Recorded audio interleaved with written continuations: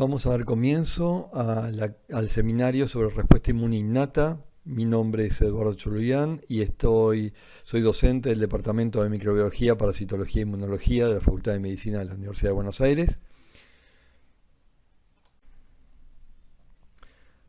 Los temas que vamos a desarrollar en esta clase serán los componentes del sistema inmune, conceptos generales sobre la respuesta inmune innata, reconocimiento de patrones moleculares asociados a patógenos y patrones moleculares asociados a daño, efectos locales, efectos sistémicos, otras células y respuesta inmune antiviral. Vamos a desarrollar en primer término los componentes del sistema inmune. Seguramente todos ustedes recordarán que en un hematocrito el 55% corresponde al plasma, el 45% corresponde a las células sanguíneas. Y dentro de ese 45%, un porcentaje muy pequeño, menos del 1%, corresponden a los leucocitos o glóbulos blancos.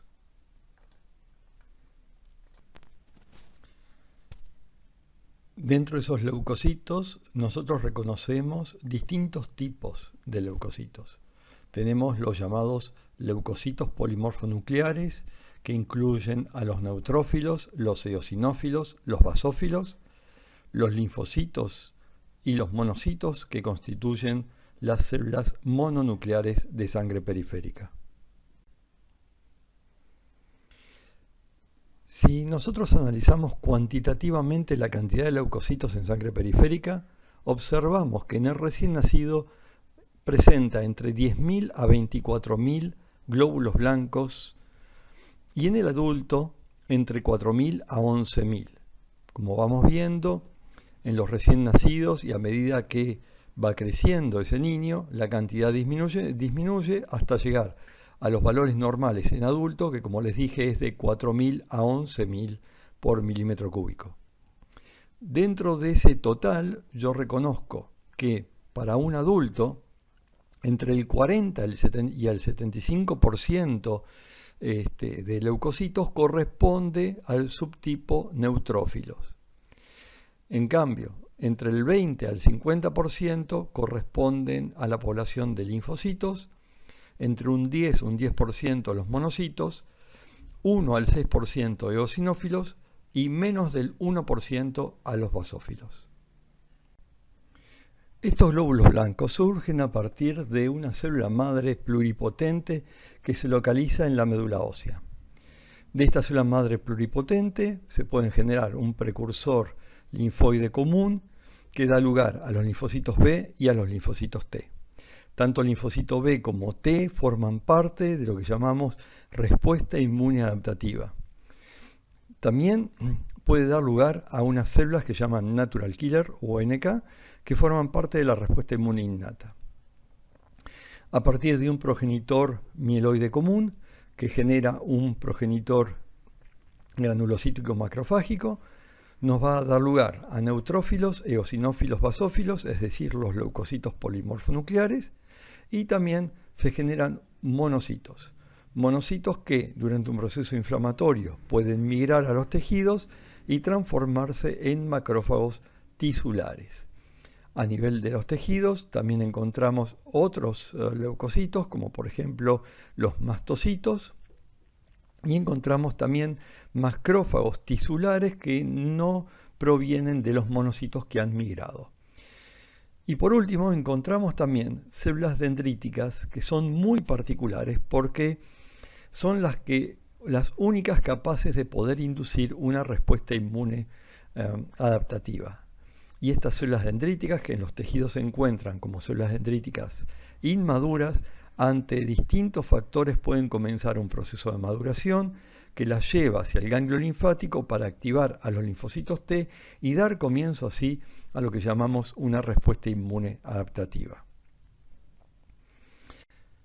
Entonces, en principio, nosotros podemos dividir a la respuesta inmune en una respuesta inmune innata y en una respuesta inmune adaptativa. La respuesta inmune adaptativa, a su vez, puede ser celular y humoral. La celular comprende un tipo particular de linfocitos T que se llaman linfocitos TCD4 colaboradoras o helper, que pueden dar distintos subtipos una vez que estos linfocitos TCD4 son activados. En este caso vemos cómo se puede diferenciar a un tipo de helper o colaborador de tipo 1, 2, 9, 17, un tipo particular que se llama T helper folicular y otro tipo particular que se llaman T reguladoras. Los linfocitos T foliculares son los que van a ayudar a los linfocitos B, llamados linfocitos B2, a producir anticuerpos que tienen la función de neutralizar, opsonizar o provocar citotoxicidad. Dentro de la respuesta inmune adaptativa celular también nos encontramos con un tipo particular de linfocitos T que tienen la particularidad de presentar una molécula en su superficie que se llama CD8. Ese linfocito T, CD8, también se llama, una vez activado, linfocito T CD8 citotóxico. Como les dije, esto que acabamos de ver, linfocitos B2, linfocitos T en su subtipo 4, CD4, CD8, forman parte de lo que llaman la respuesta inmune adaptativa, que verán en los próximos seminarios. Hoy lo que nos vamos a focalizar son sobre las células o los componentes de la respuesta inmune innata, y acá también podemos diferenciar de esta respuesta inmune innata en componentes humorales y componentes celulares.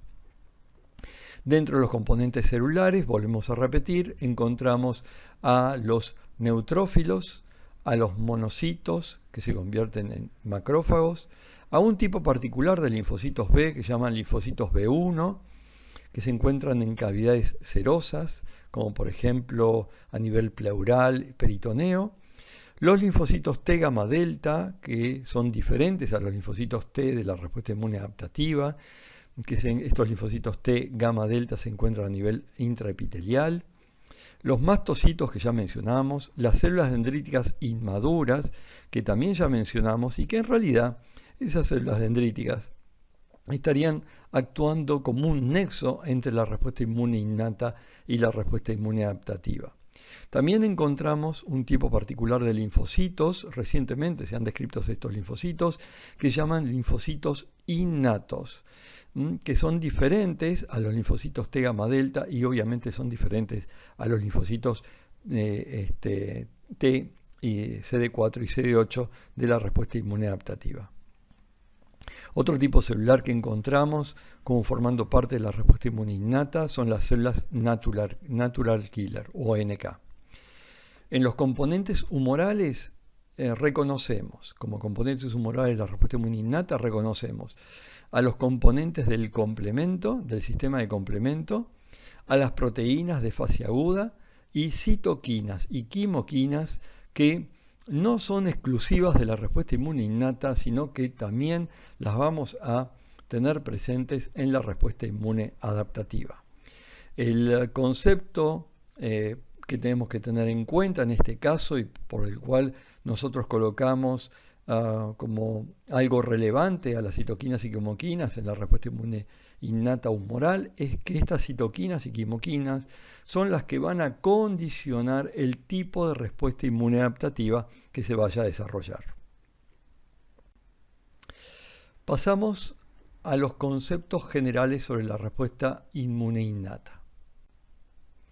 La respuesta inmune innata, el primer componente que podríamos considerar son las barreras físicas y químicas, reconociendo como barrera física a la piel y a las mucosas.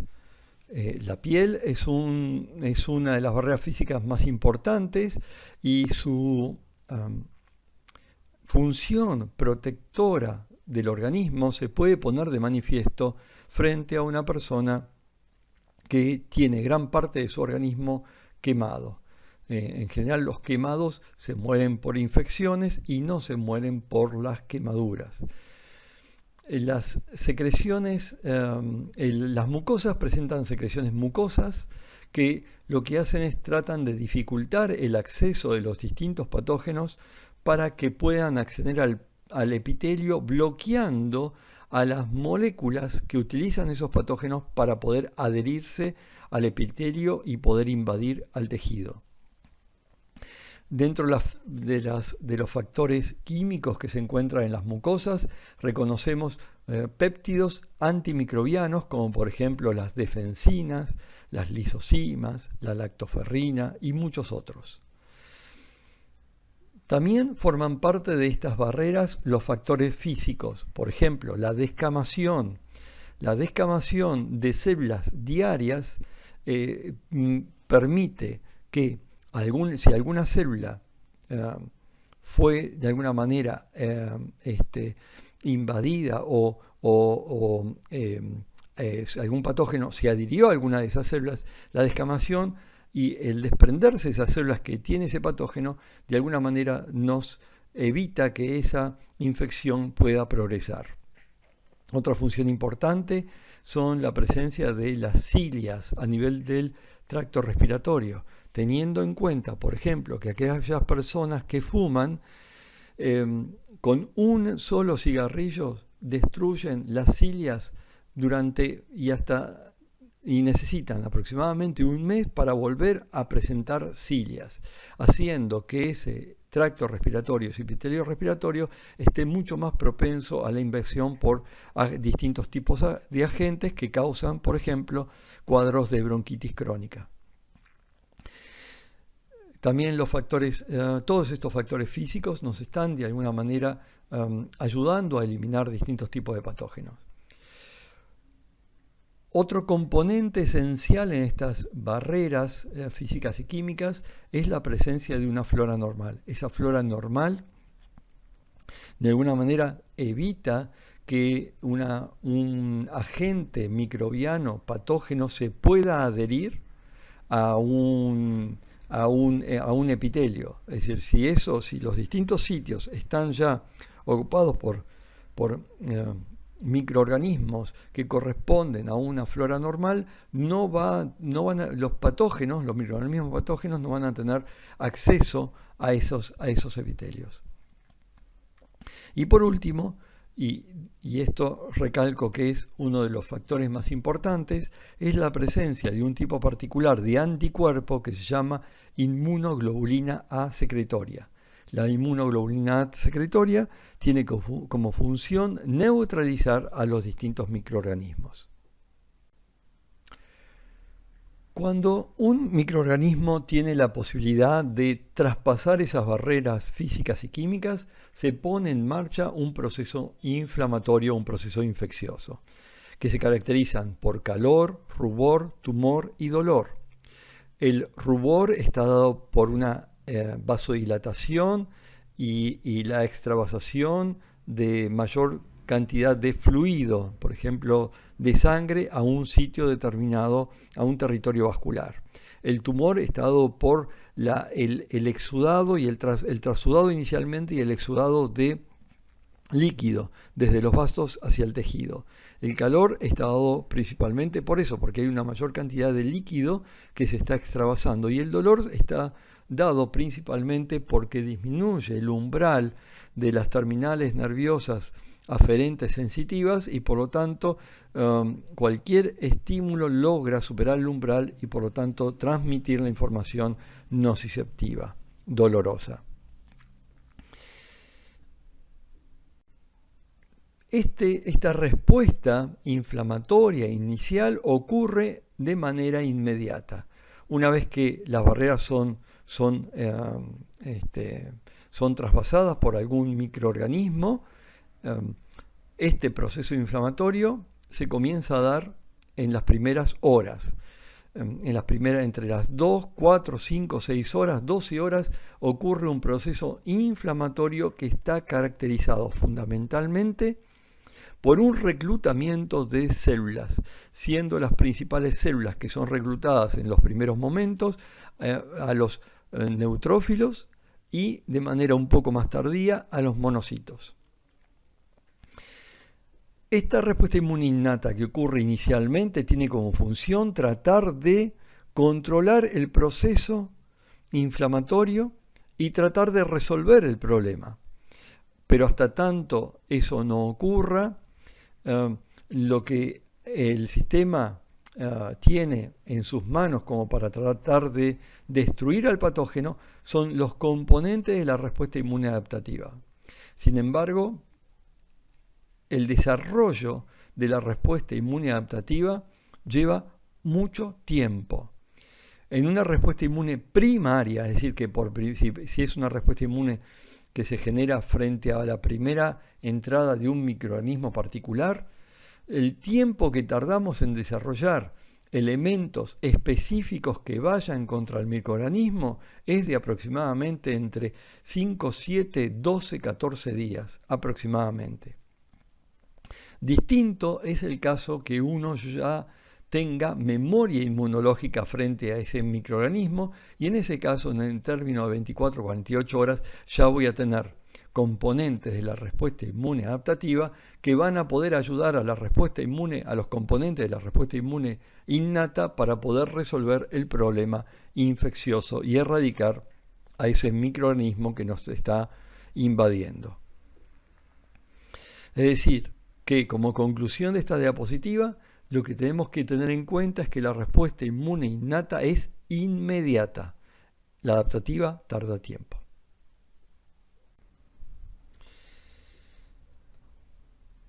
No todos los microorganismos generan el mismo tipo de respuesta inmune innata. Una bacteria generará un microambiente que va a ser la que va a condicionar la mejor respuesta inmune adaptativa.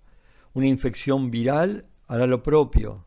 Una infección fúngica hará lo propio. O sea, cada uno de estos microorganismos generarán un microambiente particular a través de mediadores solubles, a través de reclutamiento de células, los que van a condicionar el tipo de respuesta inmune adaptativa que se genere, respuesta inmune adaptativa que va a ser la más apropiada para poder erradicar el proceso infeccioso. Esta respuesta antiinfecciosa innata vemos que tiene cierta redundancia y cierta especialización. ¿Qué queremos decir con cierta especialización? Bueno, si uno tiene una infección bacteriana, sabe que de todos los leucocitos que están en sangre periférica, hay ciertos leucocitos que son más eficientes para erradicar una infección bacteriana. Por ejemplo, los neutrófilos son mucho más eficientes para erradicar una infección bacteriana que un basófilo o que un eosinófilo o que una célula dendrítica llamada plasmacitoides. Pero eso no quiere decir que otras células no vayan a participar de ese microambiente. Para el caso de las bacterias, vemos que las células que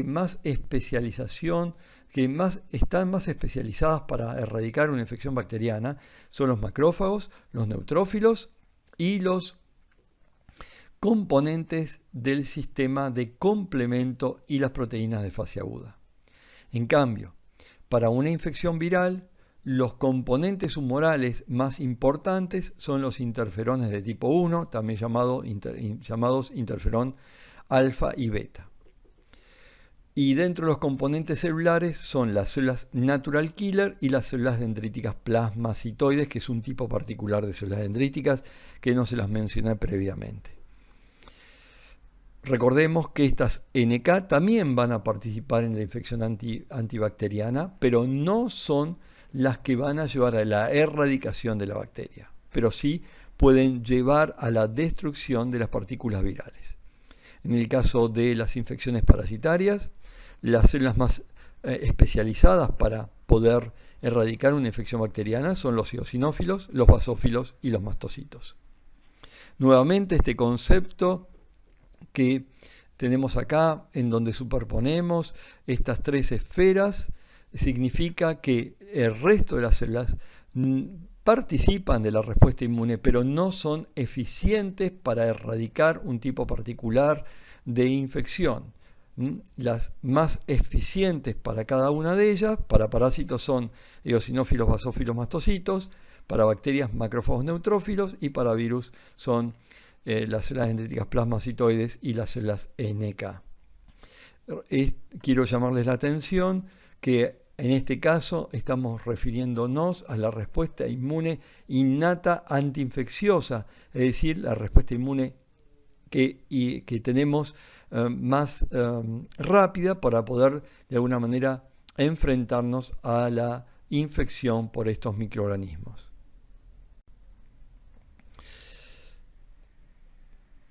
Si uno no reconoce que existe un microorganismo o que hay un problema, no va a poder generar una respuesta. Por lo tanto, el siguiente tema de este seminario será desarrollar cómo logramos reconocer a los distintos microorganismos.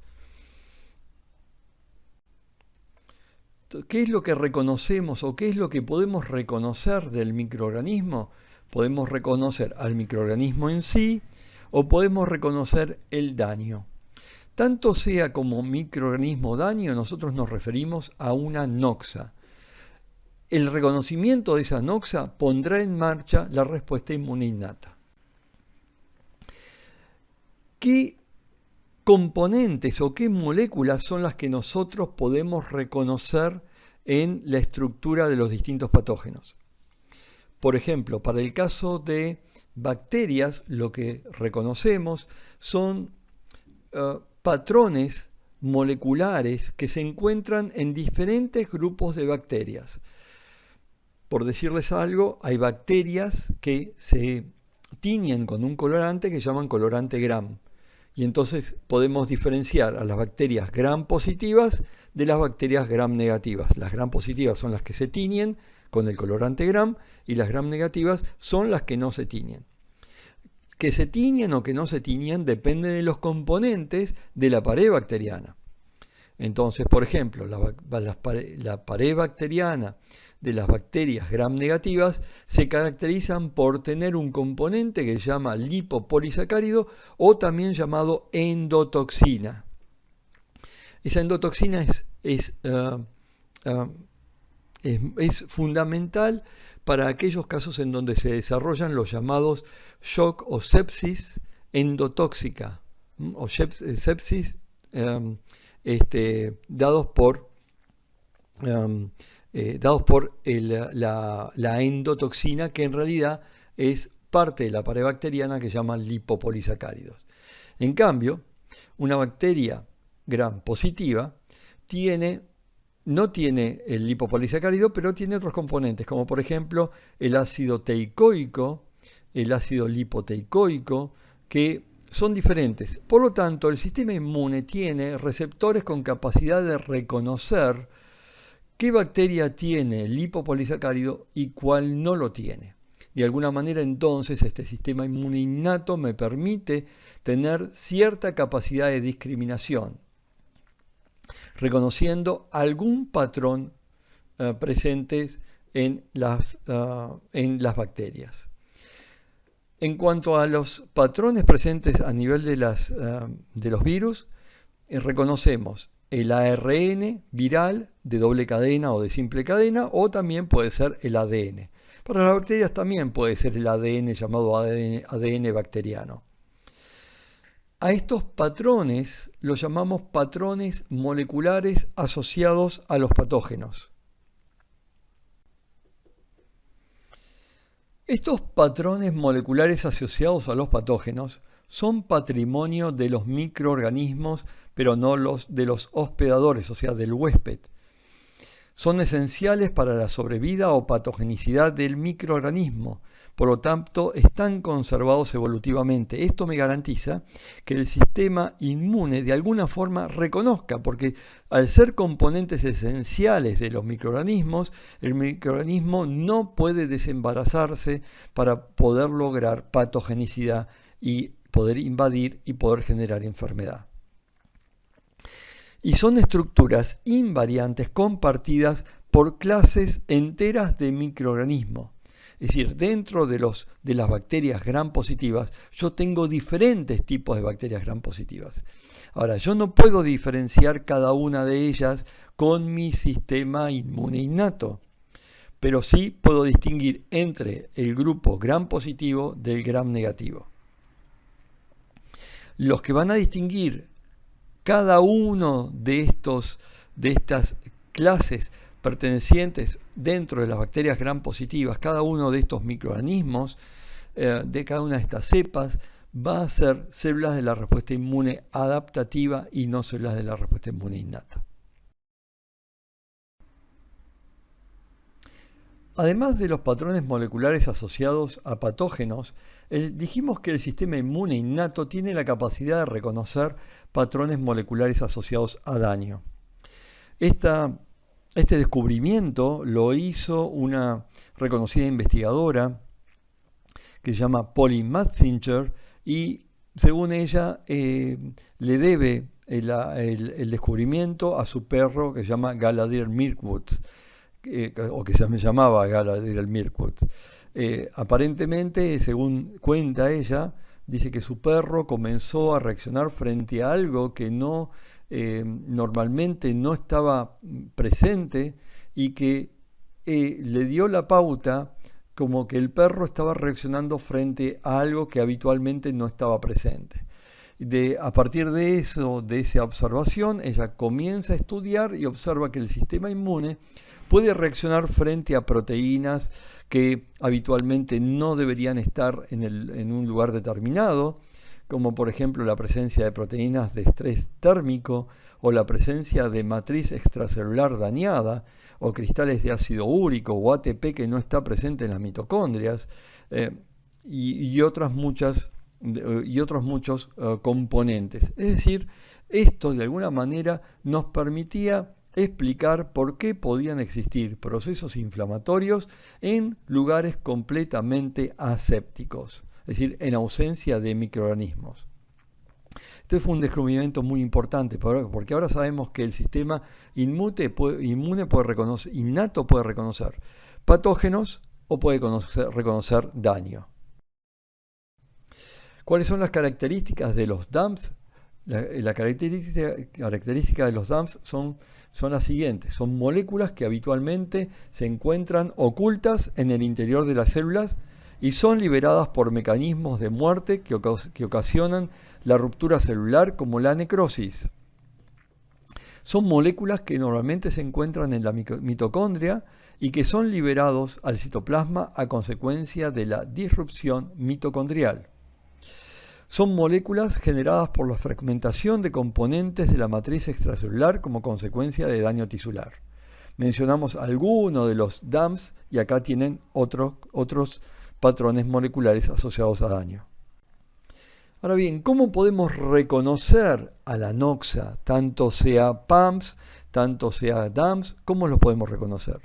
Y el sistema inmune tiene la posibilidad de reconocer a los PAMPs y a los DAMPs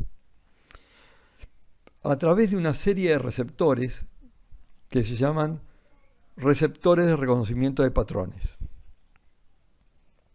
O también tenemos receptores llamados receptores para el fragmento Fc, o también tenemos receptores para complementos.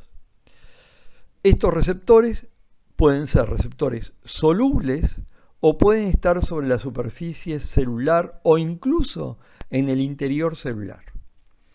Vamos ahora a describir cómo hace el sistema inmune innato para poder reconocer estas noxas. Nos vamos a focalizar inicialmente en los receptores de reconocimiento de patrones. Como dije, nos vamos a focalizar en los receptores de reconocimiento de patrones. ¿Qué pueden reconocer los receptores de reconocimiento de patrones? Pueden reconocer tanto PAMPs como DAMPs, es decir, patrones moleculares asociados a los patógenos o patrones moleculares asociados al daño. Recordemos que estos patrones moleculares asociados al daño se encuentran en el interior celular y que cuando una célula se muere por apoptosis, los patrones moleculares asociados al daño se encuentran ocultos y estos cuerpos apoptóticos, estas células apoptóticas, serán fagocitados por células de la respuesta inmune innata como macrófagos o neutrófilos y van a generar una falta de respuesta inmune o una respuesta inmune antiinflamatoria. Es decir, mientras el DAMS esté oculto, lo que ocurre frente a una célula viable o frente a una célula apoptótica, no se genera una respuesta inmune inflamatoria. Al contrario, se forma una respuesta inmune antiinflamatoria, ya que estos macrófagos tienen la capacidad de producir citoquinas antiinflamatorias. En cambio, si una célula viable se muere por necrosis, expone los DAMS, libera los DAMS, que son reconocidos por receptores para DAMS, y esto genera una respuesta proinflamatoria. A veces lo que puede ocurrir es que una célula que se muere por apoptosis en un microambiente muy inflamatorio o un microambiente que tiene un proceso inflamatorio crónico, lleve a la necrosis secundaria de la célula apoptótica. De esa manera expone a los DAMS y ahora algo que debería generar un proceso antiinflamatorio, al contrario, termina por generar un proceso proinflamatorio y probablemente la cronicidad del proceso inflamatorio. Encontramos diferentes tipos de receptores de reconocimiento de patrones. Acá vemos en esta diapositiva que hay una serie de receptores que se llaman familia de receptores de reconocimiento de patrones, algunas de las cuales están en esta diapositiva, como por ejemplo los receptores de tipo TOL o TLR, en el humano se llaman TLR y en Drosophila se llama receptor de tipo TOL o TOL, los receptores de tipo NOT o NLR, los receptores de tipo lectina, los receptores de tipo AIM, los receptores de tipo RIG. Y hay más, pero esto es un resumen de cada uno de ellos, como para que ustedes tengan idea de la complejidad del tema reconocimiento de los DAMS y de los PAMS. En el caso de los receptores de reconocimiento de tipo TOL, estos se encuentran en membranas. No necesariamente es la membrana plasmática, sino que tengo ciertos tipos de receptores que van a encontrarse a nivel de los endosomas. Estos tipos de receptores no son endocíticos, es decir, una vez que el ligando, que el PAMS o el DAMS interactúa con el receptor, no van a ser internalizados, sino que van a mandar una señal de un mecanismo de señalización al interior celular para que las células comiencen a producir citoquinas de tipo proinflamatorias.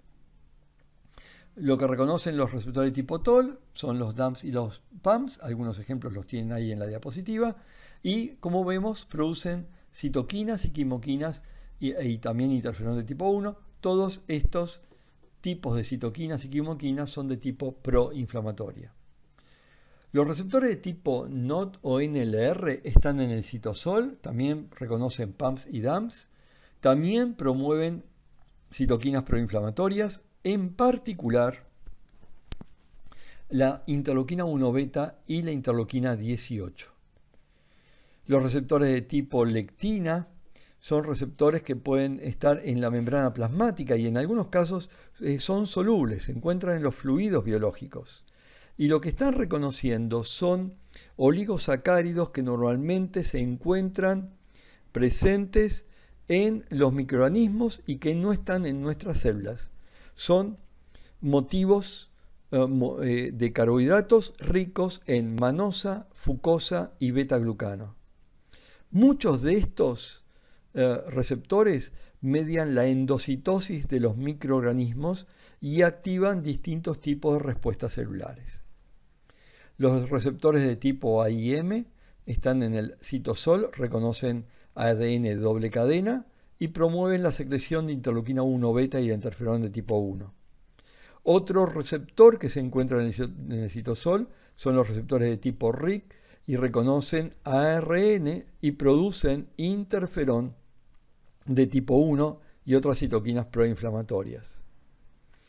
Estas, como les dije, son algunas de las moléculas de los receptores de reconocimiento de patrones. Y también, como les dije, algunas las tengo en el interior de los endosomas, mirando hacia el interior de los endosomas, como por ejemplo los receptores de tipo TLR3 TLR9, TLR7, son algunos de los ejemplos que tenemos acá.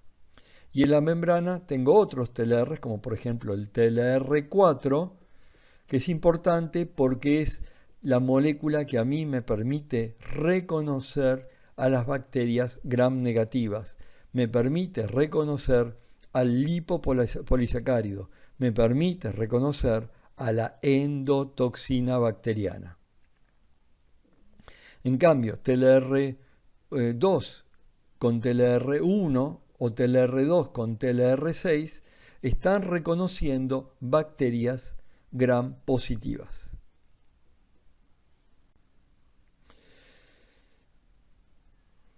Sea cual sea el ligando y el receptor de tipo TLR involucrado, me van a llevar todos ellos a un mecanismo de señalización, a la transcripción de genes que van a generar citoquinas de tipo proinflamatorias y quimoquinas de tipo proinflamatorias.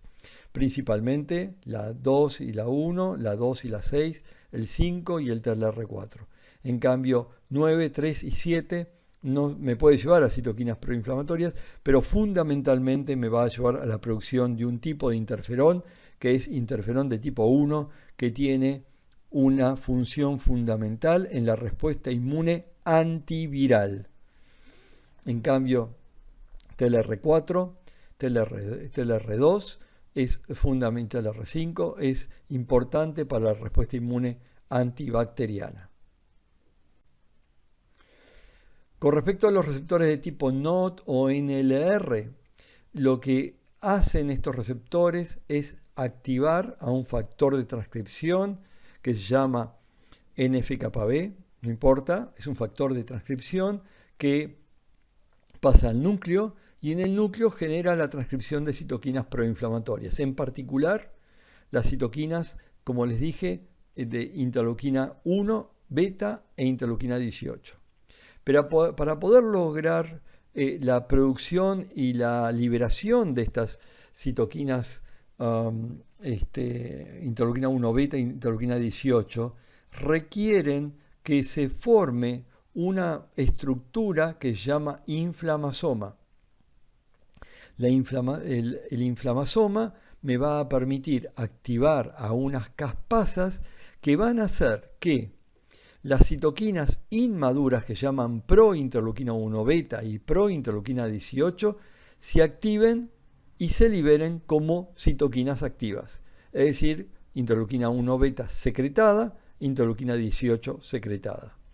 Repito entonces, en estos casos se requiere para la producción de interleuquina 1 beta y la producción de interleuquina 18, en realidad para la secreción de interleuquina 1 beta activa, interleuquina 18 activa, necesitamos una estructura llamada inflamasoma que se genera cuando se activa un receptor de tipo NOT o NLR. Esa estructura inflamasoma me activa una caspasa y la caspasa hace que otros mecanismos de señalización que me llevaron al aumento de síntesis de interleuquina 1 beta, interleuquina 18 inmaduras, que se llaman prointerleuquina 1 beta y prointerleuquina 18, ahora puedan ser activadas por las caspasas y se produzcan interleuquina 1 beta, interleuquina 18 secretadas. Este proceso también me lleva a lo que se llama la piroptosis, que es una forma de muerte diferente a la apoptosis, es una forma de muerte programada, pero que me lleva a un proceso inflamatorio, a diferencia de la apoptosis, que me lleva a un proceso de tipo antiinflamatorio. La relevancia de estos receptores son, por ejemplo, que una mutación en uno de estos receptores, como por ejemplo el receptor NLRP1, está asociado con el desarrollo de una enfermedad autoinmune que se llama vitiligo. Y en otros casos, una mutación en el receptor de tipo NOT se asocia con una mayor predisposición a padecer una enfermedad inflamatoria que se denomina enfermedad de Crohn. Simplemente esto se los digo para que vean que existe una relevancia de todos estos receptores que les acabo de mencionar. Esta diapositiva tiene simplemente como objetivo mostrarles el proceso que yo les dije que me lleva a la secreción de interleuquina 1 beta e interleuquina 18. Acá, como vemos, en una superficie celular yo tengo un receptor de tipo NOT que reconoce el ligando, que es el lipopolisacárido. Esto estimula la síntesis de las citoquinas inmaduras, que es la prointerleuquina 1 beta. Ahora bien, la activación del receptor de tipo NLR o NOT me lleva a la formación de un complejo que es llamado inflamasoma, que me activa una caspasa, y la caspasa lo que va a llevar es a la generación de la interleuquina 1 beta activa y ahora se secreta. Lo mismo ocurre con la interleuquina 18.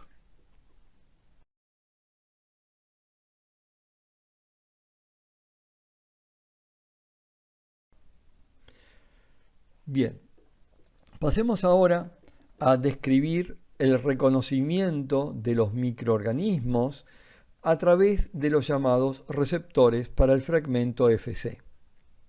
Antes de entrar en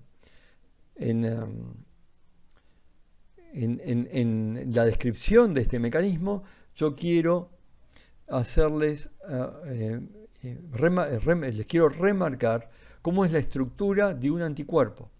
Un anticuerpo tiene una forma como la que ustedes ven acá, de una Y. La porción celeste que ustedes tienen acá se llama porción FC o fragmento FC, que puede ser reconocida por receptores para fragmentos FC. Se los voy a marcar.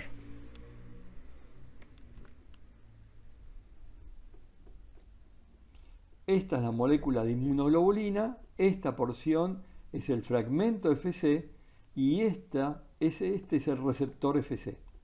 Lo que ustedes tienen acá, como serían los brazos de la Y, son las porciones FAB o fragmento AB. Esta porción roja es la que me permite reconocer de manera específica a los microorganismos.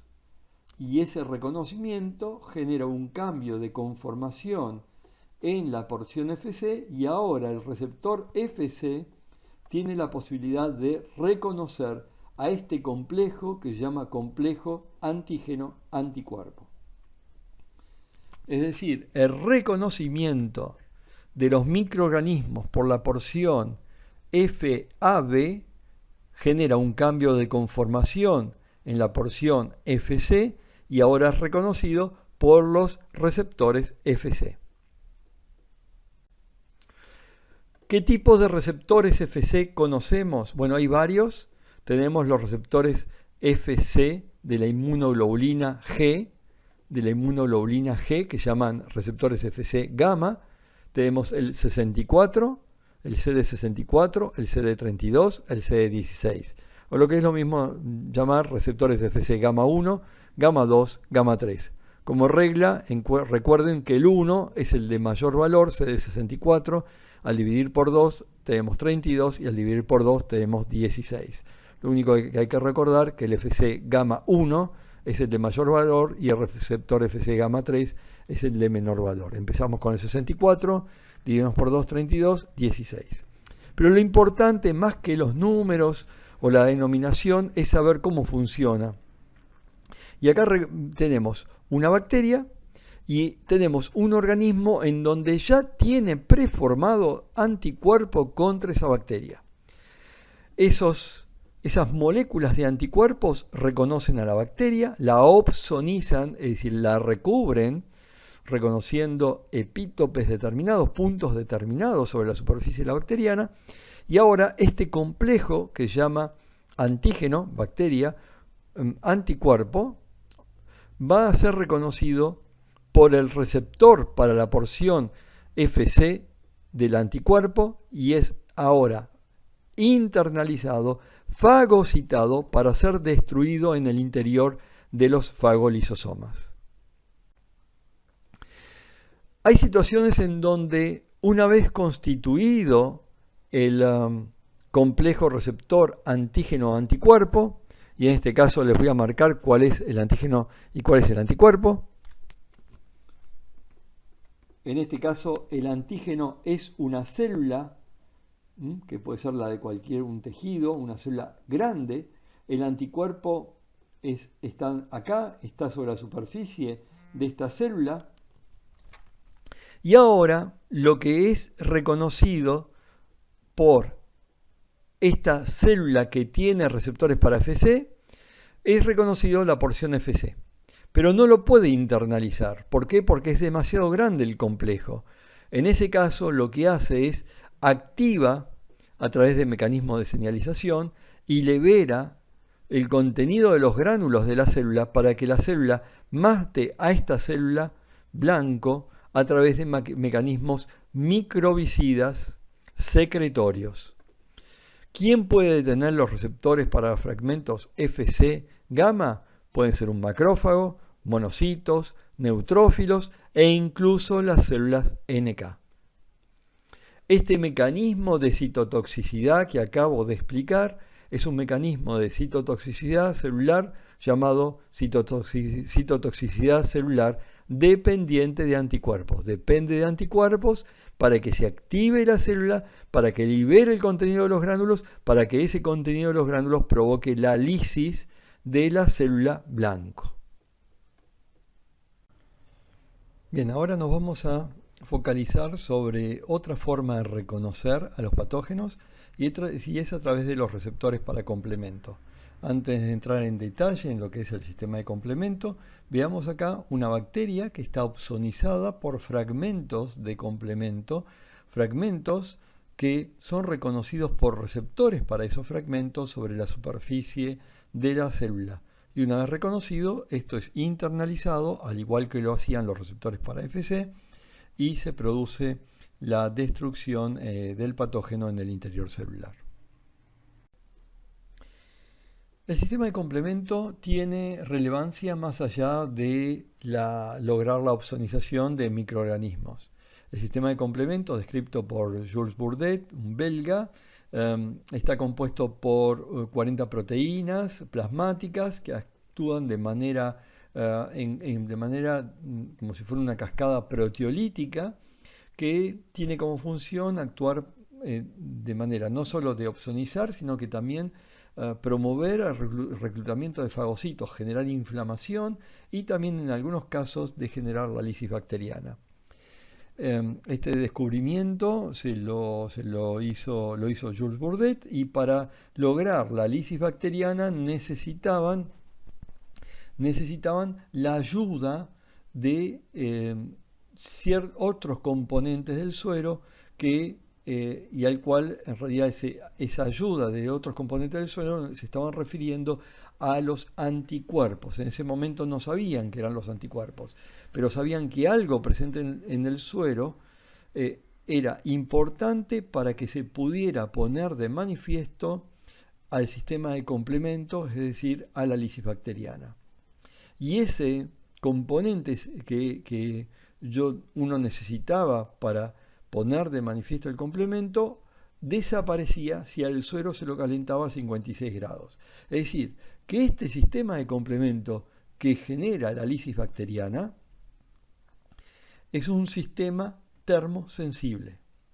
En cambio, el otro sistema, que era el de aglutinación, que nosotros ya lo vimos, que en realidad son los anticuerpos que están opsonizando a la bacteria, anticuerpos, si recuerdan, eran las porciones FAB que opsonizaban la bacteria y eran reconocidos por receptores Fc. Ahora, ese complejo podía ayudar a que el complemento provocara la lisis. Si no tenía a ese complejo antígeno-anticuerpo, no se producía la lisis bacteriana. El sistema de complemento tiene una terminología muy compleja, que no sé si es muy relevante para ustedes. Simplemente tienen que saber que hay distintas formas de activar el complemento, y si se activa por una vía clásica, se utilizan la C mayúscula para denominar algunos de los componentes de complemento, y en cambio si es por otra vía utilizan la B seguida de un número. También hay fragmentos, como dijimos, y cada uno de estos fragmentos está seguido por una letra A o una letra minúscula A, minúscula B. B es por big, por grande en inglés, y el A es por estado activado. Y también si tiene un prefijo I minúscula, significa que ese componente se encuentra inactivo. Y si está activo, se coloca una barra sobre el símbolo, sobre los distintos números. No importa mucho, nada más que si ustedes lo ven en los libros, van a ver toda esta terminología y probablemente les va a costar interpretarlo. Este sistema de complemento, como les dije, tiene diferentes formas de activación. Se puede activar por una vía que se llama vía clásica, que es la que acabamos de mencionar, o sea que se puede activar porque se forman complejos inmunes antígenos-anticuerpos, y una vez que se forma el complejo antígeno-anticuerpo, se pega el complemento a los complejos antígeno-anticuerpos y se pone en marcha una cascada que me va a llevar a la generación de una molécula llamada C3 convertasa, es una enzima que actúa sobre el componente C3 y genera el clivado de C3 en C3A y C3B. C3A activo y C3B fragmento de C3B, que es el que va a opsonizar a la bacteria para que la bacteria ahora pueda ser reconocido por receptores para fragmentos de complemento y ser fagocitados. En cambio, el componente C3A lo que va a hacer es permitir el reclutamiento, la quimiotaxis, o sea, la atracción de determinada población de leucocitos, en primer lugar neutrófilos y monocitos. O sea que con este fragmento C3A atrae neutrófilos, atrae monocitos, que van a poder reconocer a la bacteria opsonizada ya por el fragmento C3B. Ese paso inicial de C3 convertasa también me va a permitir formar una C5 convertasa que va a actuar sobre el fragmento o sobre el componente C5. Y el C5 se va a clivar en C5A y el C5B. El C5A tiene la misma función que el C3A: inflamación, reclutamiento, quimiotaxis, anafilotoxina, que ya vamos a ver qué significa. Significa permitir la degranulación de los mastocitos, liberando el contenido de los gránulos, uno de los componentes más importantes de los gránulos mastocitos es la histamina. Y la histamina lo que va a provocar es la activación del endotelio vascular y la vasodilatación a nivel de las vénulas postcapilares. El otro componente, que es el C5B, va a ir activando C6, C7, C8, C9, los que se van a ir ensamblando junto con C5B para formar un poro que se llama complejo de ataque lítico sobre la pared de las bacterias o de los microorganismos para provocar la lisis de los microorganismos por desestabilización osmótica.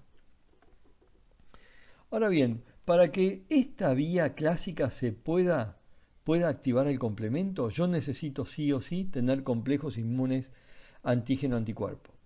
Y si ese microorganismo entró por primera vez al organismo, yo no voy a tener anticuerpos preformados, porque los anticuerpos se desarrollan por la respuesta inmune adaptativa, que tarda un cierto tiempo.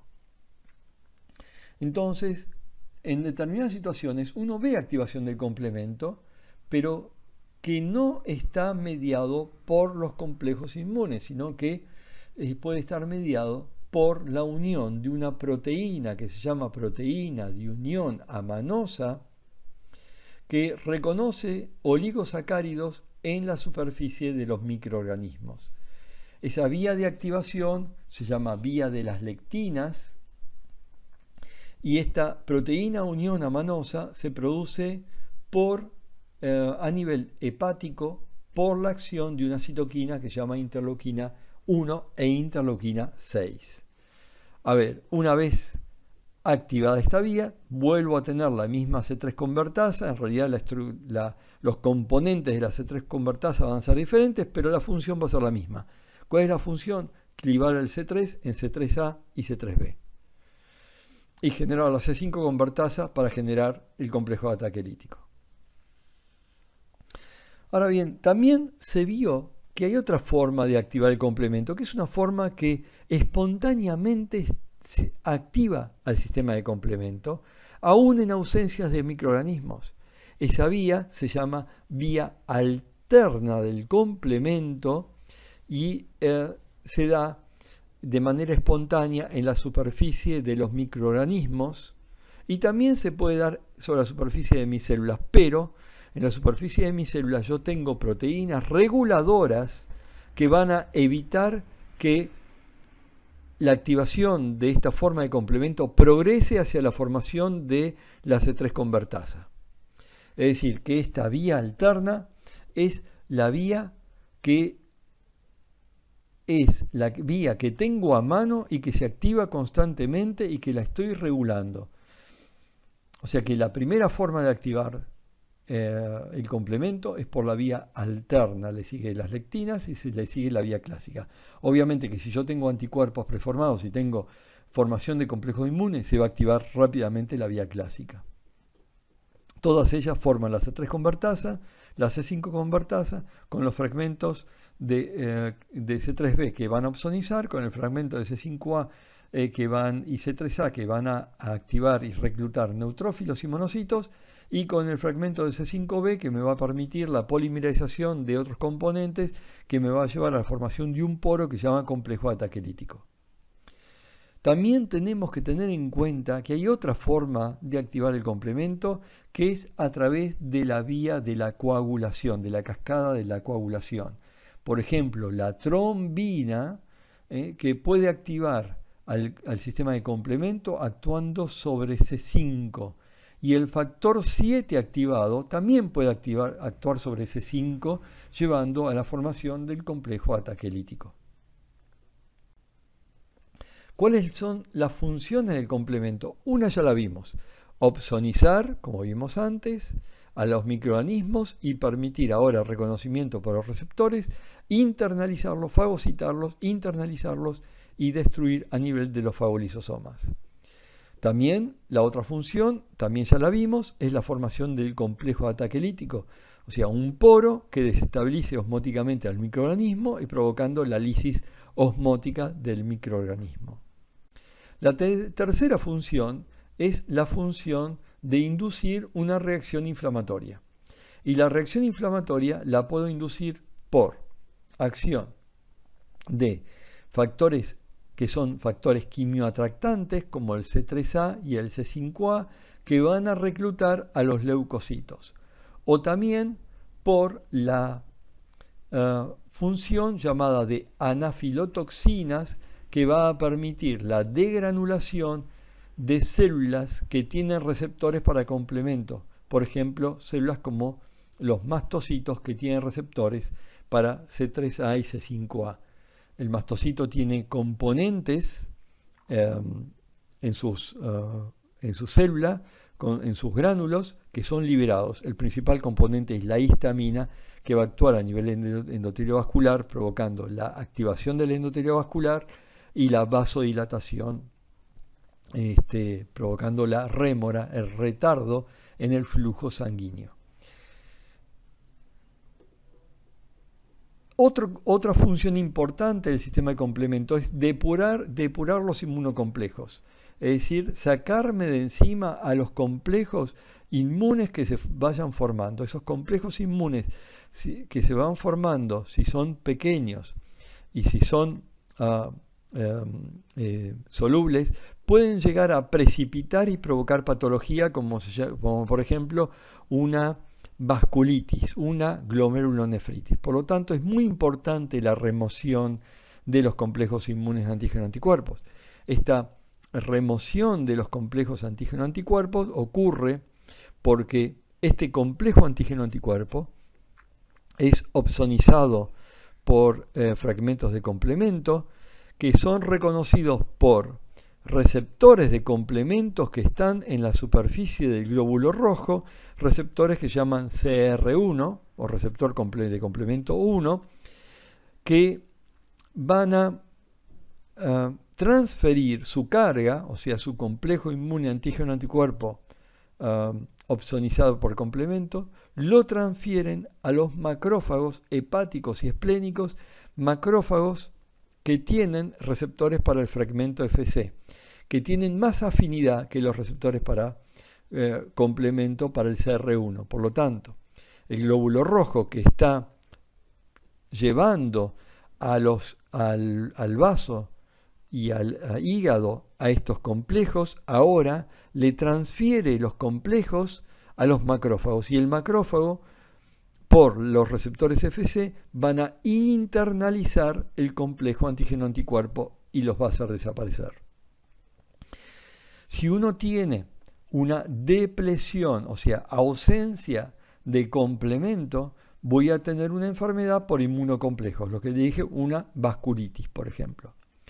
O lo que puedo tener es mucha cantidad de complejos inmunes antígeno-anticuerpos, y entonces sobrecargo el sistema y entonces voy a tener también una enfermedad por inmunocomplejos. Otra función es facilitar la producción de anticuerpos. O sea, fíjense que parte de la respuesta inmune innata, en este caso, que es el complemento, va a facilitar y facilita porque en la membrana de la célula responsable de producción de anticuerpos se encuentran receptores llamados CR2 que van a reconocer a una partícula, microorganismo opsonizados. Esa partícula opsonizada es reconocido por un receptor para el microorganismo que está en la superficie del linfocito B, lo reconoce a través de lo que llaman el BCR o receptor B, que se lo señalo acá. Le señalo, esta es la membrana del linfocito B, este es el BCR, este es el microorganismo opsonizado con la partícula, con el fragmento de complemento, en este caso C3D, y ahora tengo el receptor CR2 en la misma membrana del linfocito B, y eso me permite una facilitación de la activación del linfocito B para que este linfocito B se transforme en un plasmoblasto, en un plasmocito productor de anticuerpos. En resumen, facilita la respuesta inmune humoral productora de anticuerpos. ¿Cuál es la relevancia del sistema de complemento, la relevancia clínica? Bueno, lo puedo poner de manifiesto cuando no lo tengo. Y cuando no lo tengo, puede ser que no tenga el componente C3, que es fundamental para la producción del C3A y el C3B y el C5A y el C5B. Si no tengo el C3, tengo una deficiencia absoluta de C3, el paciente tiene infecciones severas recurrentes con riesgo de vida por bacterias capsuladas y también puede tener enfermedad por inmunocomplejos, en particular manifestaciones autoinmunes.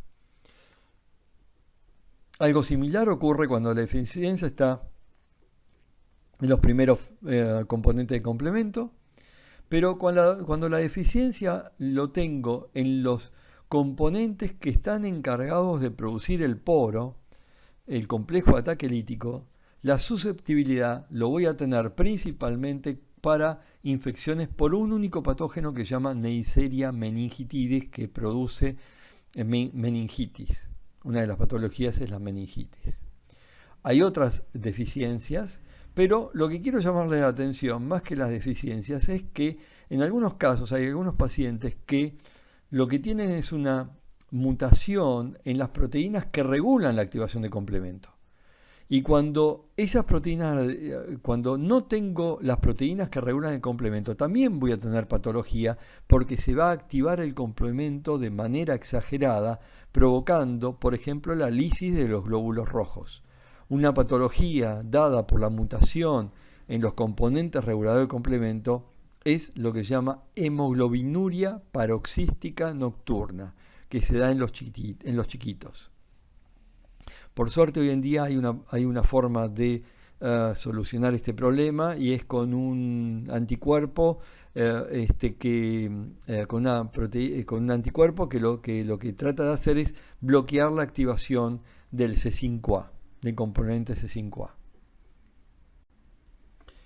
Acá vemos los receptores para el complemento, dijimos tenemos muchos, CR1, CR2, CR3, CR4 y los receptores para 3A y C5A, y simplemente estos para que vean cuáles son las funciones de cada uno de estos receptores para el complemento.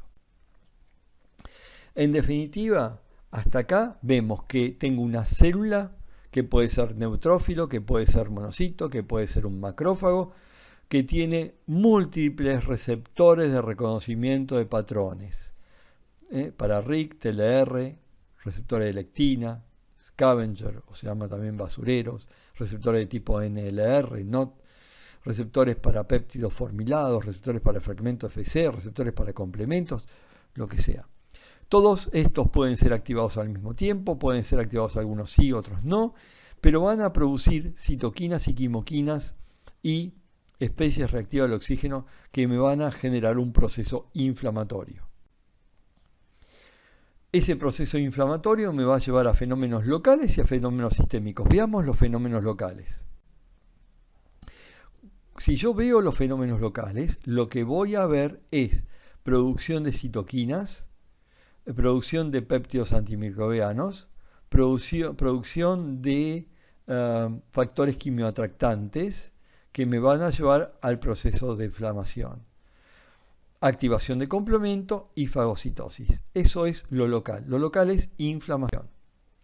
Lo local es inflamación con producción de citoquinas, siendo las principales citoquinas proinflamatorias la interleuquina 1, la interleuquina 6 y el factor de necrosis tumoral alfa. Estas citoquinas van a actuar a nivel local aumentando moléculas llamadas moléculas de adhesión a nivel del endotelio vascular, haciendo que el endotelio vascular sea un endotelio mucho más afín, mucho más adherente a los leucocitos que están yendo a nivel de las vénulas postcapilares. Esos leucocitos ahora se van a extravasar, va a aumentar la permeabilidad vascular y va a aumentar el ingreso de componentes como factores solubles, como es el complemento, anticuerpos, que si tienen afinidad por los antígenos, por los microorganismos se van a unir, proteínas de fase aguda que vamos a ver van a ser producidas por el hígado, y todo eso va a aumentar fundamentalmente el drenaje de todo lo que ustedes tienen ahí en ese foco inflamatorio hacia los ganglios linfáticos, que es donde va a comenzar a desarrollarse la respuesta inmune adaptativa. También se producen otras citoquinas como interleuquina 2 e interleuquina 18 que me van a activar las células natural killer, factores quimioatractantes como la interleuquina 8 que me va a atraer a los neutrófilos y leucotrienos que también me atraen a los neutrófilos. Todos estos tienen como función producir inflamación a nivel local. Y esta inflamación es fundamentalmente marcado por el reclutamiento de leucocitos al sitio. Este reclutamiento, como les dije, se da por moléculas de adhesión, y estas moléculas de adhesión que se expresan no solamente sobre el endotelio vascular, sino que también sobre la superficie de los leucocitos, forman parte de unas familias de moléculas de adhesión, como por ejemplo selectinas, cialomucinas, integrinas, moléculas pertenecientes a la superfamilia de inmunoglobulinas y caderinas.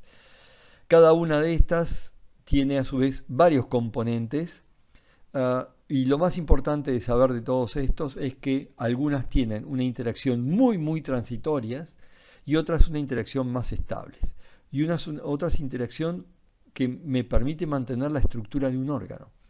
Por ejemplo, las selectinas y las cialomucinas tienen interacciones muy inestables, transitorias, irreversibles, reversibles.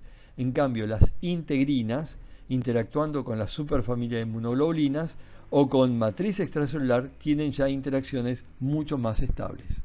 En cambio, las caderinas, que interactúan con caderinas, son las que tienen la mayor estabilidad y son las que me dan la estructura de un determinado órgano.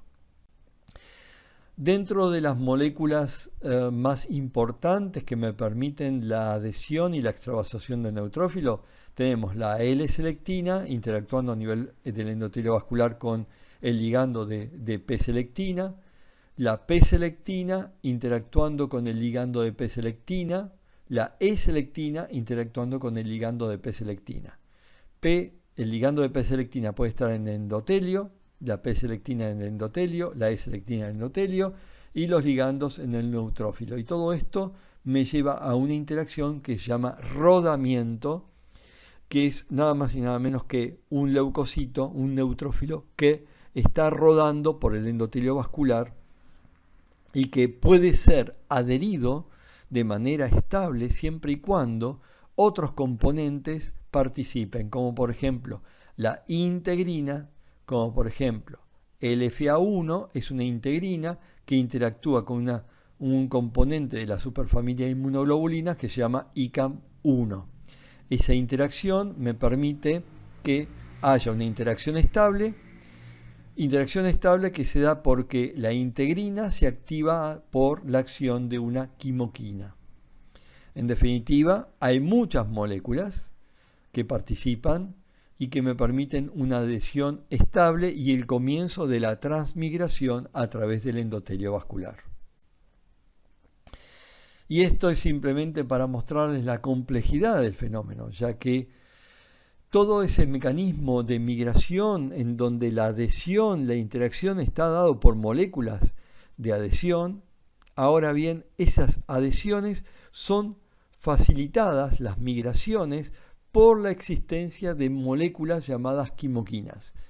Las quimoquinas son muchísimas, se dividen en 4 familias, cada familia tiene varios componentes y lo más importante que tengan en cuenta con respecto a las quimoquinas es que es un sistema redundante y promiscuo.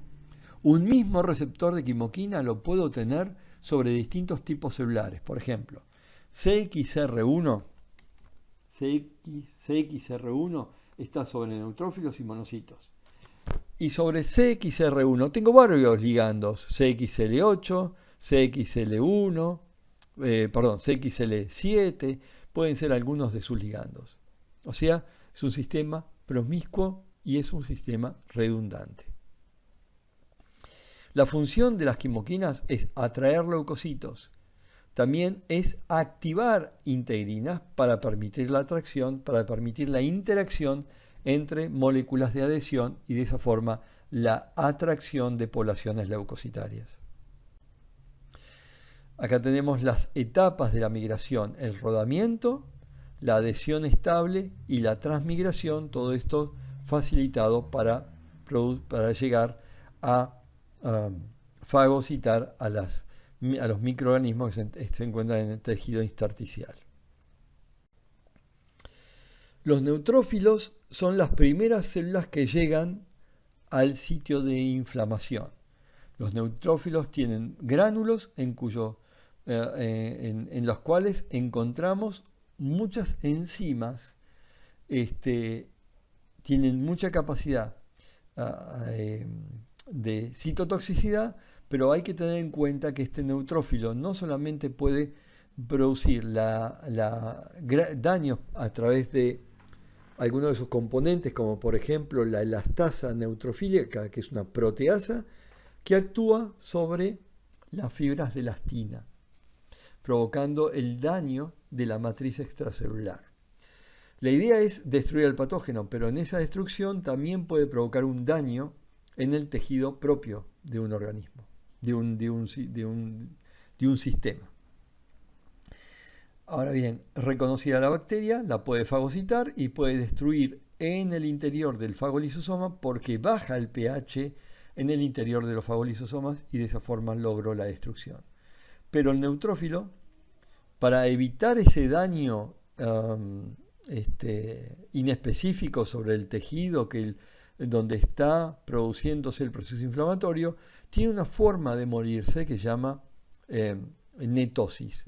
Y la netosis significa una forma de muerte controlada, programada, que de alguna manera genera que la cromatina en el interior del núcleo se esparza, el contenido de los gránulos se adhiera a esa cromatina y ahora provoque un daño mucho más localizado de los microorganismos y no un daño tan inespecífico sobre los tejidos.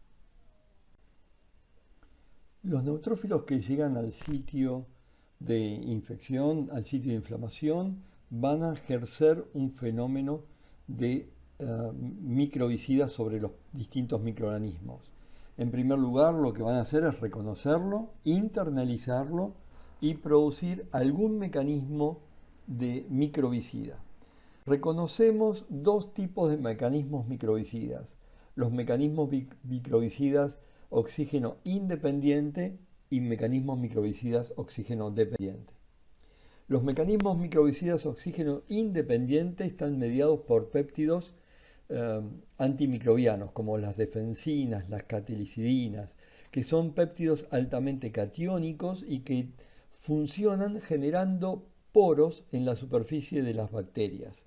De esa manera generan la inestabilidad osmótica de la bacteria y la lisis bacteriana.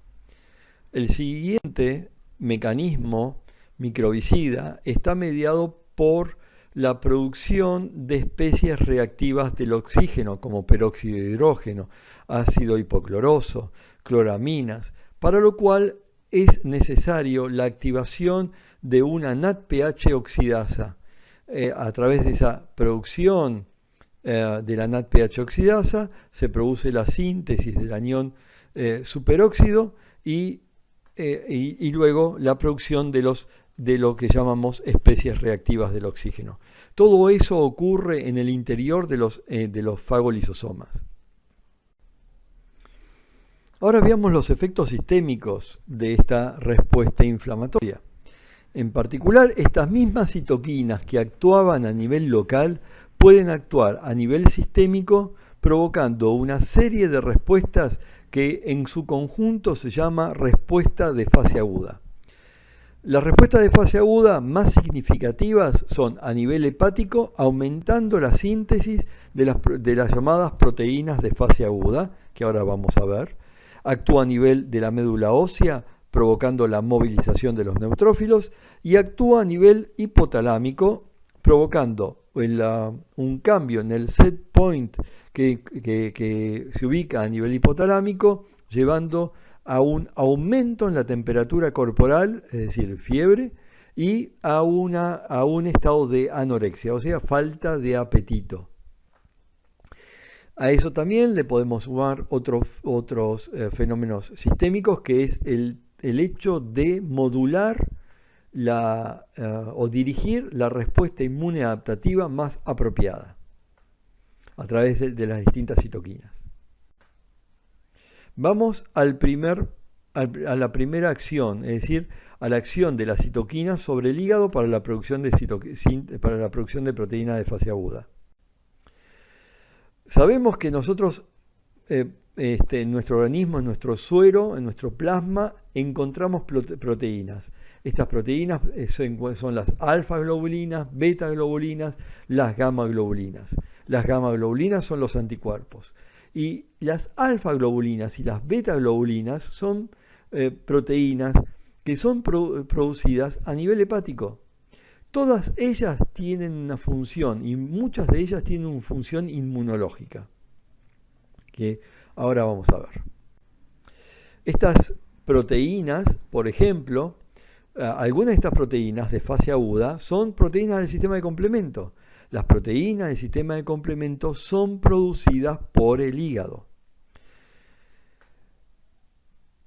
Algunas de estas proteínas producidas por el hígado pueden ser transportadas en la membrana por las células que están siendo reclutadas. Es decir, yo puedo tener C3, componente C3, pegado en la membrana del neutrófilo y ser transportado al interior al intersticio tisular, que es donde se encuentran, por ejemplo, el microorganismo. La función, obviamente, de estas proteínas del sistema de complemento es generar inflamación, generar reclutamiento celular. También eliminar inmunocomplejos, depuración de los inmunocomplejos.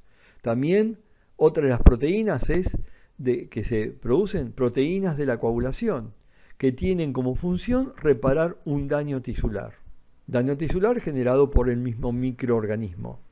Otras de las proteínas son proteínas que tienen la capacidad de inhibir proteasas que son liberadas por el neutrófilo, es decir, el neutrófilo libera proteasas y el hígado produce inhibidores para esas proteasas, como por ejemplo la alfa-1 antitripsina. Otras proteínas son proteínas de fase aguda que tienen como función unir metales. Y la unión de metales significa unir, por ejemplo, el hierro para que las bacterias no tengan acceso al hierro del grupo hemo. Es decir, se impiden a las bacterias que tengan acceso al hierro porque el hierro es importante para la proliferación bacteriana. En esta diapositiva vemos todas las proteínas de fase aguda que aumentan en el plasma y todas las que bajan, porque no todo aumenta. Como vemos, dentro de las que aumentan, las más significativas son las proteínas del sistema de complemento, las de la coagulación, las de antiproteasas, como la alfa-1 antitripsina, proteínas transportadoras, como la ceruloplasmina, la aptoglobina, la hemopexina, proteína C reactiva. Y fíjense en este gráfico, es muy interesante porque yo veo que luego de un estímulo inflamatorio, la proteína que rápidamente aumenta, se los voy a señalar. La proteína que rápidamente aumenta es la proteína C reactiva y la proteína sérica amiloide. La proteína C reactiva tiene una función que es activar el complemento, por ejemplo.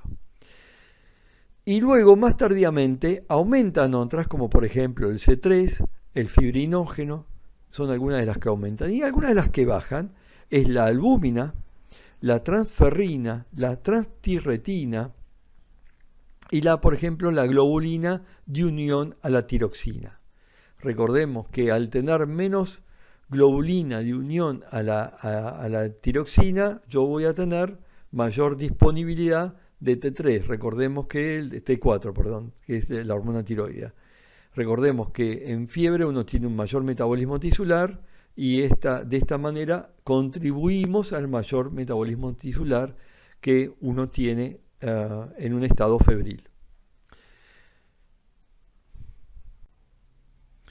La proteína C reactiva vimos que tiene una función activando el complemento, pero lo que es muy significativo hoy en día es que esta proteína proteína C reactiva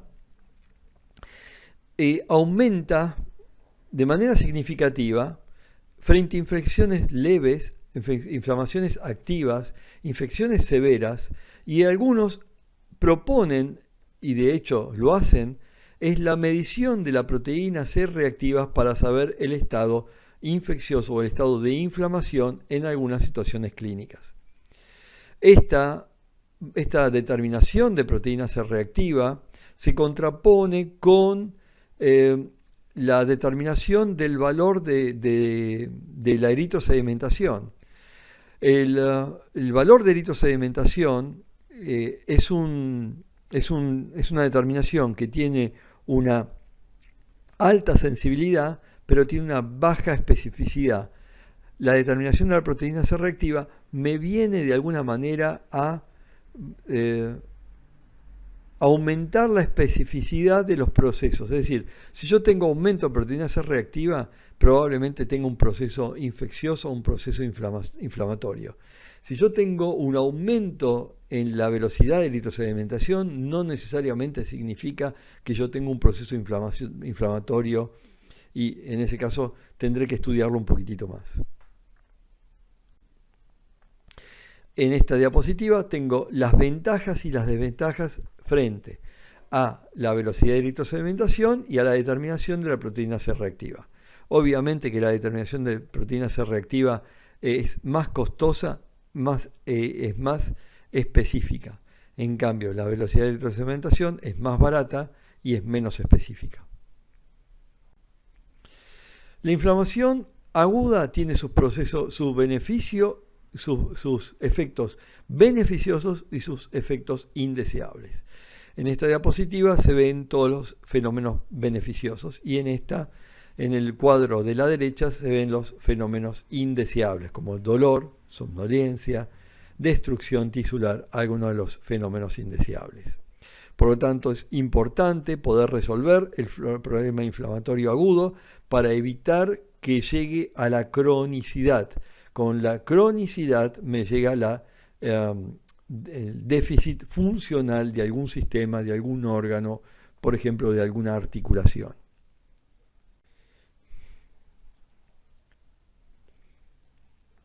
El proceso inflamatorio va a llegar a su fin siempre y cuando haya una erradicación del microorganismo y simultáneamente una apoptosis de las células que han fagocitado a los microorganismos. Esas células apoptóticas son reconocidas por otras células macrófagos que se encuentran en el sitio inflamatorio, y ahora ese macrófago que estaba produciendo citoquinas proinflamatorias a través del reconocimiento de moléculas sobre la superficie de células apoptóticas, cambia la producción de citoquinas proinflamatorias hacia la producción de citoquinas antiinflamatorias. De esta manera, el proceso inflamatorio comienza a disminuir. Hay otras células del sistema inmune innato que nosotros no me he referido hasta ahora. Una de esas células son los eosinófilos. Los eosinófilos, como ustedes ven en esta diapositiva, tienen una serie de moléculas en su membrana muy importantes. También tienen receptores de reconocimiento de patrones, tienen moléculas de adhesión, tienen receptores para quimoquinas y tienen en el interior gránulos específicos, como vemos acá, en donde tienen una serie de enzimas, de fosfatasas, colagenasas, etcétera, que una vez se produce la activación de estos eosinófilos van a liberar su contenido y van a provocar la destrucción, por ejemplo, de un parásito. Estos eosinófilos participan en las respuestas antiparasitarias, pero también participan en las respuestas alérgicas. En el caso de las respuestas alérgicas, participan de la siguiente manera. Existen receptores Fc, pero no son receptores Fc gamma, sino que en este caso son receptores Fc epsilon, que van a poder unir una molécula de inmunoglobulina E. Y esa molécula de inmunoglobulina E puede reconocer alergenos.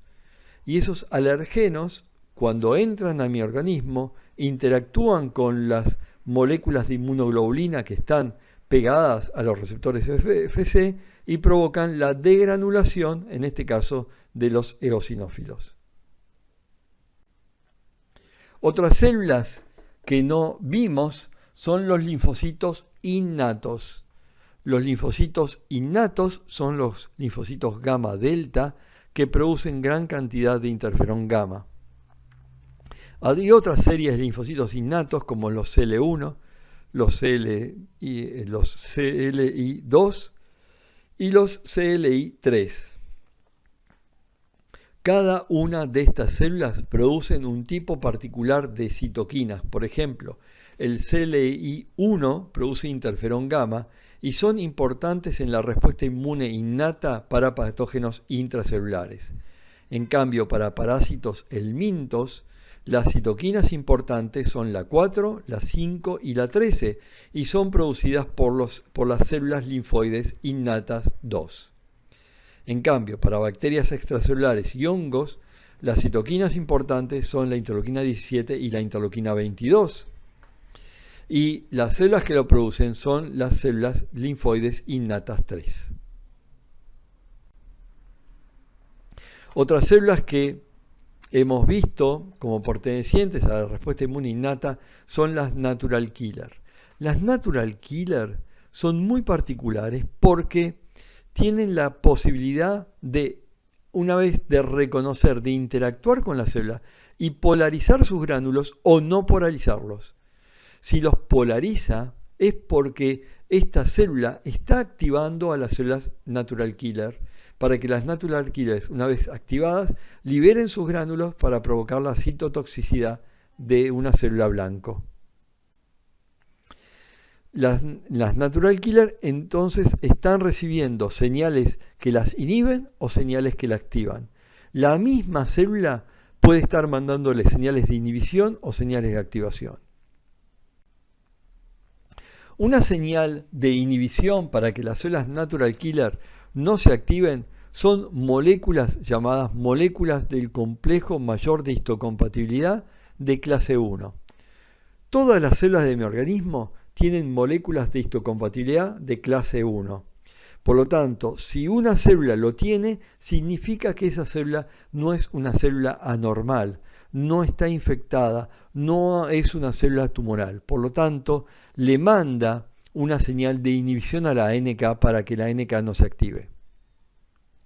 Ahora, si esa célula ha sufrido una infección viral, una transformación neoplásica, esas moléculas de histocompatibilidad no la expresan o la expresan de manera alterada y entonces las señales de activación van a interactuar con receptores de activación y las células NK se van a activar y van a provocar la activación y la degranulación de las células NK. Las células NK participan entonces en el mecanismo antiinfeccioso a través de un mecanismo de citotoxicidad que depende de los gránulos, se llama mecanismo de citotoxicidad secretorio, o a través de un mecanismo de citotoxicidad no dependiente de los gránulos, es decir, un mecanismo de citotoxicidad no secretorio.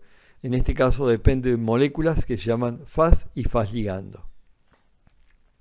Pero también las células NK producen citoquinas que modulan la respuesta inmune adaptativa.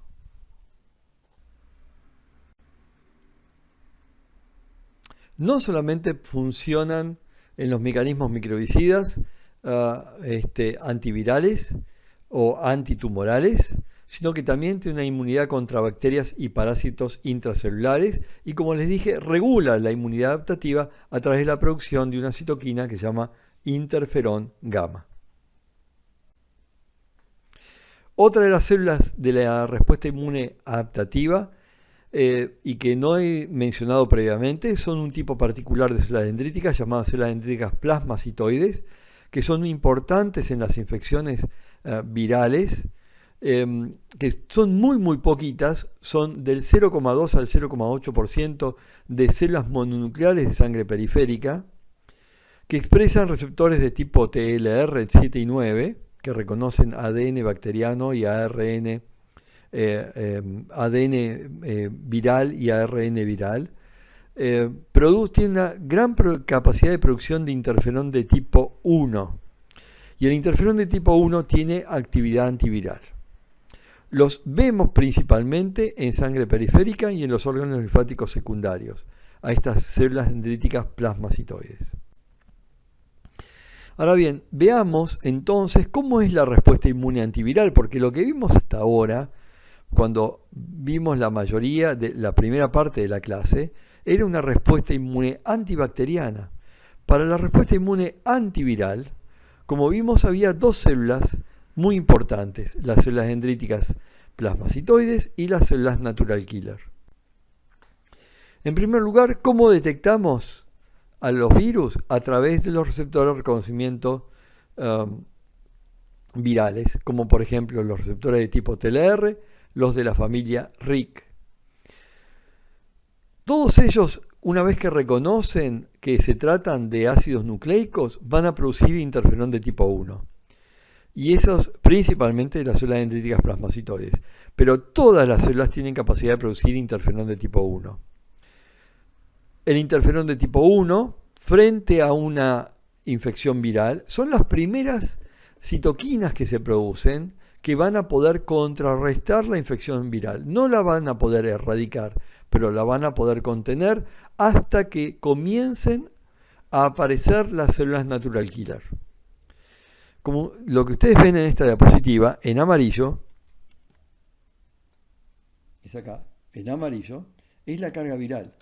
Vemos que esta carga viral aumenta inicialmente, se estabiliza, gracias a la acción de la respuesta inmune antiviral innata, soluble, mediado por interferón de tipo 1, y celular, mediado por las células natural killer. Pero esta respuesta innata permite controlar, pero no erradicar.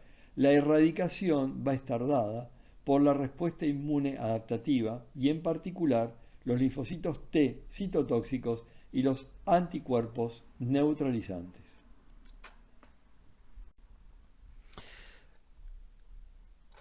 Este interferón de tipo 1 va a ser liberado por una célula infectada, va a actuar sobre las células vecinas que tienen receptores para interferón de tipo 1, y esas células vecinas, una vez que reconocen la presencia del interferón de tipo 1, van a impedir que su maquinaria biosintética sea utilizada por las partículas virales. De esa manera, lo que está haciendo el interferón de tipo 1 es interferir con la síntesis de proteínas propias y virales. De esta manera evitamos que la partícula viral prolifere, se replique, prolifere en el interior de más células, destruyéndolas. Las funciones del interferón entonces son generar células vecinas refractarias a la infección viral, activar a las células NK para que las NK lleguen y produzcan o mantengan un nivel de carga viral estable, aumenten la expresión de las moléculas de histocompatibilidad de clase 1, que son las que van a poder activar los linfocitos TCD8 de la respuesta inmune adaptativa, incrementen la presentación antigénica para que les presenten más partículas virales a los linfocitos TCD8 y favorezcan el desarrollo de la memoria de linfocitos T, en particular de linfocitos TCD8. Por último, vamos a ver la relevancia clínica. Cuando ustedes hablan de respuesta inmune innata, inflamación, lo que van a ver inicialmente es un aumento de leucocitos, lo que llamamos una leucocitosis. Pero tienen que tener en cuenta que una leucocitosis no necesariamente es un fenómeno patológico. El embarazo, la infancia, un esfuerzo me pueden llevar a lo que llamamos una leucocitosis fisiológica. Llamamos leucocitosis cuando el valor de leucocitos está más allá de los valores normales, es decir, más allá de los 11.000 glóbulos blancos por milímetro cúbico. También tenemos leucocitosis reactivas frente al calor, frente al estrés agudo, o por luego una hemorragia, una quemadura, o pueden ser por causas infecciosas, bacterianas, víricas o neoplásicas, o incluso debido a fenómenos tóxicos. Esas leucocitosis pueden ser a predominio de neutrófilos, y llamamos neutrofilia cuando tenemos un aumento absoluto por más allá de los 7.500, y ahí vemos de nuevo que pueden ser causas fisiológicas o patológicas. O puedo tener una neutropenia, que son valores que estén por debajo de los 2000 en neutrófilos por milímetro cúbico. Si hay neutrófilos por debajo de 500, el paciente está en severo riesgo de vida, de infección. Con lo cual estos pacientes deben recibir sí o sí un factor estimulante de colonias granulocíticas macrofágicas para aumentar los niveles de la salida de neutrófilos de médula ósea. También puede haber una monocitosis, en este caso hablamos de monocitosis cuando tengo un valor por encima de 900 por milímetro cúbico y una monocitopenia por debajo de los 100 por milímetro cúbico. Y acá vemos las razones por las cuales me pueden dar una monocitosis. También puedo tener una linfocitosis.